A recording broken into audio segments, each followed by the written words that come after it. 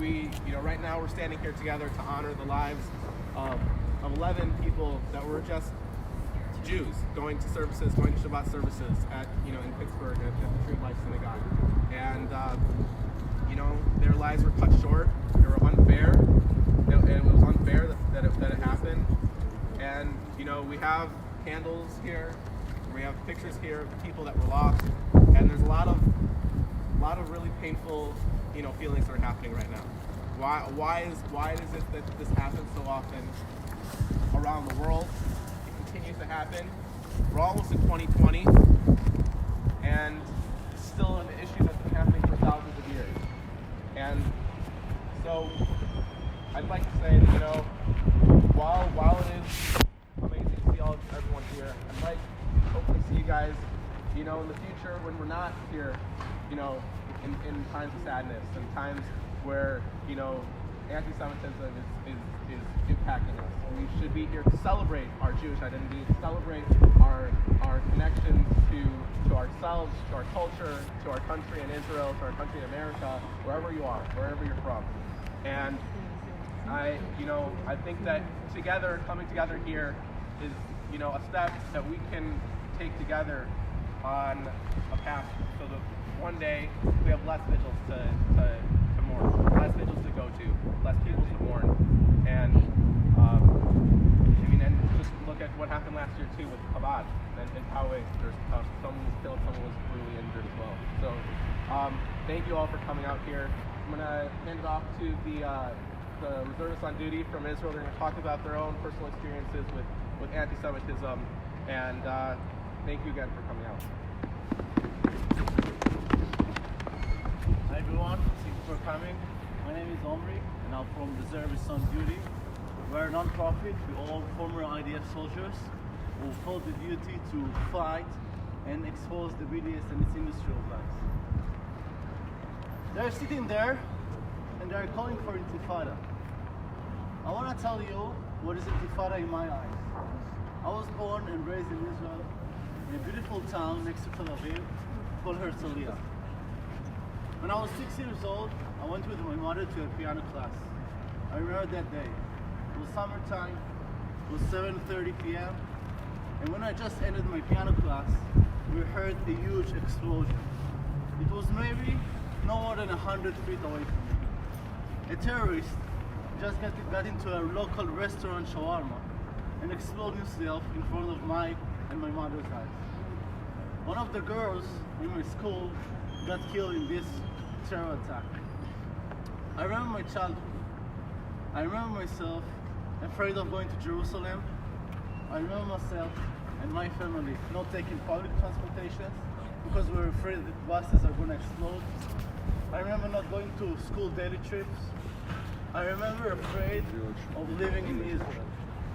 The reason that I'm here and my friends are here, the reason that we came here all the way from Israel is because that we want to promise our kids and our future to be better. I want my kids to have a better childhood than I had. And this is the reason that I came here. Intifada and calling for BDS doesn't have any legitimacy in the 21st century. Let's unite, let's stand together, and let's counter the BDS and its industry of lies.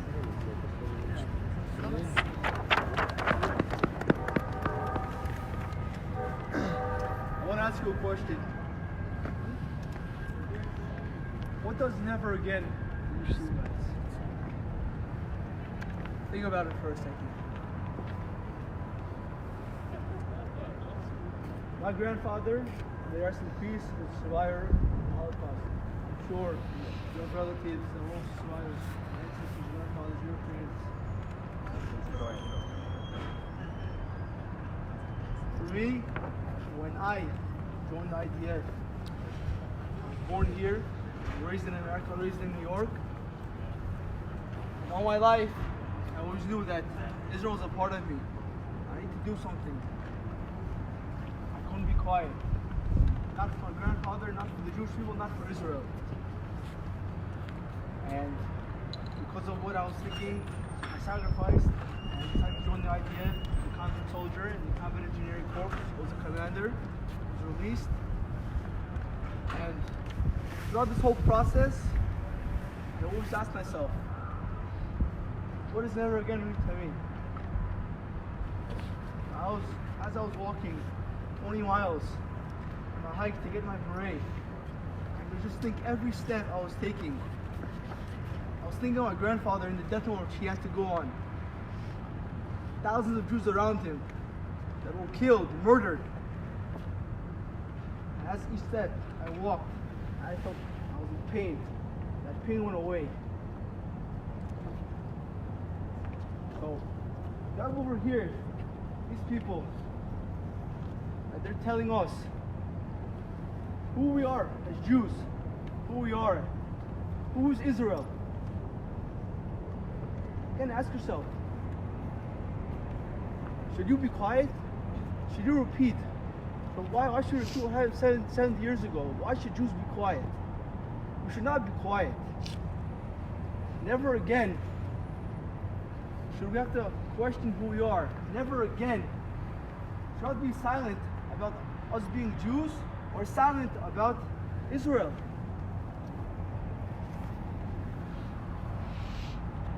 Think for a moment what we have here right now. We're together. We're strong. We have a voice.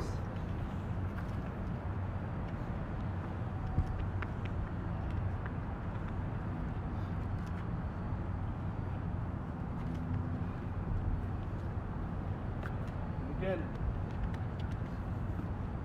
we just ended off here. I just want to say thank you.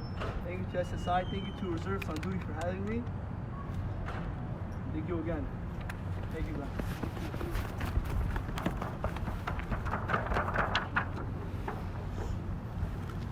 All right, I'm going to read off something that I wrote, so I'm going to break the speaking directly at you guys, but I figure my thoughts usually come out better when I write them out. Hello, everyone. My name is Jonathan Amram. Growing up in suburban Chicago, I was rarely exposed to anti-Semitism and the conflicts existing in the Middle East. Having an Israeli father, I grew up visiting Israel every other year, but was still sheltered as a kid from the dark global reality of hatred towards the state I call home. I knew that we were a targeted group, but I had no idea to what extent or how important these views were for Israel's well-being. At age 18, I moved to Israel to serve in a special unit within the Paratroopers Brigade, primarily due to my love for the country, fueled with a search for adventure. It was in the coming 8 years that I would begin to see firsthand the unjust claims and lies of pro-Palestinian, or more accurately, anti-Israel groups. In my day-to-day life, I study alongside Muslim Arabs at university. These people, equal in our democracy, are my doctors and local mechanics. They are the restaurant owners of my favorite hummus places. In a country where currently 14 Knesset members are Muslim Arabs, the anti-Israel claims and lies scream to me as absurd. Merely based on hate without tactile backing, anti-Semitism thrives off of the uninformed who stubbornly tag along with the non-existent cause. That is why it is so important to hold our heads up high. Jump.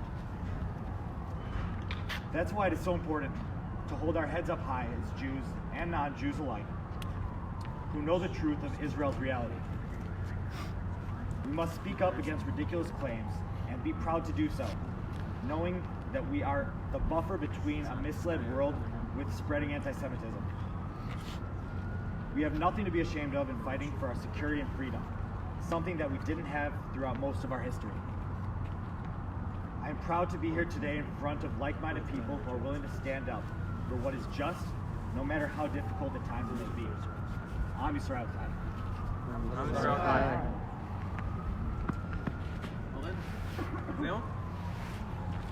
All right, guys, thank you so much for sharing. I'm now gonna invite up the one of the first people to lead SSI on this campus, and the president of the National SSI organization, Elon Hold the banner on the side as well.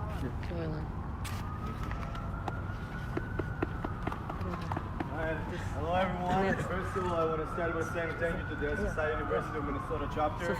We really appreciate your invite. Thank you, Owen, to the president of the club that leads us so proudly. Thank you, David, the vice president, Daniel, Sydney, Ilana, the former president, and Alan over here, and every single person, Daniel Shalom, every single person that's involved in that Society of University of Minnesota. Every single person involved in your local chapter, we love you, we are proud of the work you do, and you are a role model to other campuses.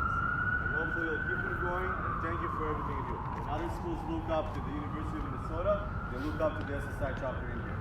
So keep leading. The founding chapter has a big, warm place in all of our hearts, and we'll do everything we can in order to support you in everything you need. So I'll begin with that. Second, we are here today not necessarily because of a good reason. We're here today because 1 year ago, again today, there was a shooting in the synagogue.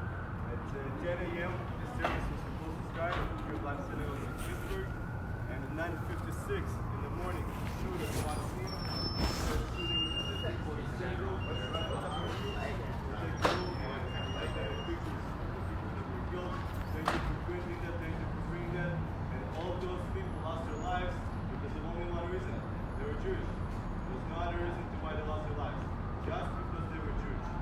And something that I want to mention is that a lot of Jewish people in 2019 still lose their lives around the world because they're Jewish. Let it be with their family members and friends in the state of Israel that suffer.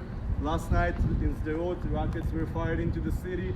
We had a family that was hiding in a house, and we saw videos in the IDF page of bombs intercepting of the city of Sderot. And over here in the United States, what happened in Pittsburgh and what happened also in California, in the Chabad house as well. In 2019, people still lose their lives just simply because they're Jewish. And we know that the Jewish population suffers from anti-Semitic and hate crimes more than any other minority in this country per percent in the population.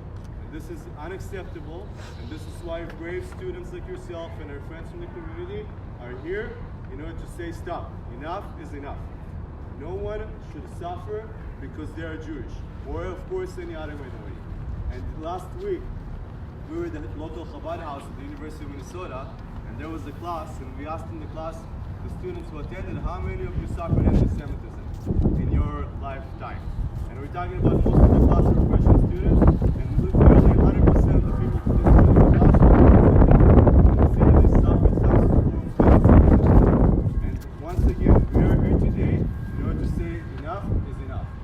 So I want to make sure that the memory of the people who lost their lives at the Tree of Life, who lost their lives in California, who suffer until today in Israel will be a blessing, and we will be the voice for the voiceless. It's our job to speak for those people, because if we're not going to speak for our own people, no one will speak for us.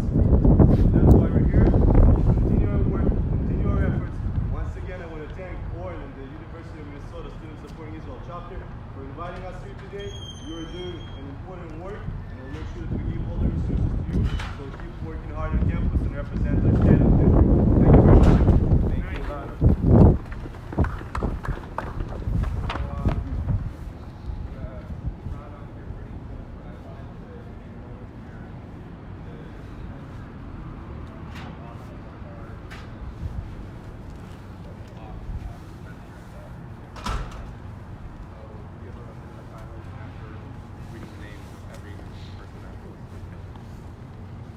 Younger, Melvin Wax, Rose Bellinger, Bernice Simon, Sylvan Simon, Jerry Rabinowitz, Joyce Feinberg, Richard Gottfried, Daniel Stein,